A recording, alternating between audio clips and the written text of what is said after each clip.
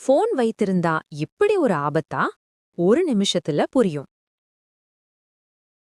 அன்பான குழந்தைகளே, நண்பர்கள் மற்றும் விளையாட்டை புறக்கணித்து செல்போனில் மூழ்கியிருக்கும் அஜய் என்ற ஒரு குழந்தையின் கதையை பார்க்கலாம். அஜய்க்கு செல்போன் கிடைத்த பிறகு அவன் தன் நண்பர்களுடன் வெளியே சென்று விளையாடுவதையும் தன் குடும்பத்துடன் இருப்பதையும் புறக்கணித்தான். அவனது நண்பர்கள் வந்து விளையாட அழைத்தபோதும் அஜய் செல்போனை விட முடியாமல் வர மறுத்து விட்டான்.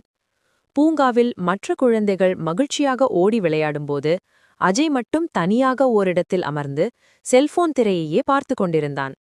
ஒரு நாள் அவன் விளையாடிக் கொண்டிருந்த செல்போன் திடீரென அணைந்து விட்டது. அப்போதுதான் அவன் நிமிர்ந்து பார்த்தான்.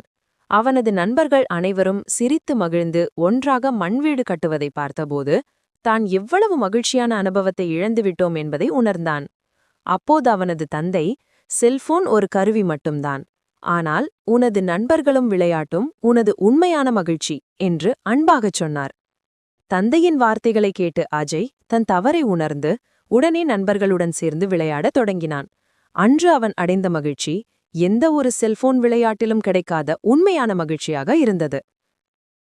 நாம் கற்றுக்கொள்ள வேண்டிய நீதி என்னவென்றால், செல்போனில் இருக்கும் மாய உலகை விட நிஜ உலகிலுள்ள உறவுகளும் விளையாட்டுகளும் தான் மிகவும் முக்கியமானவை.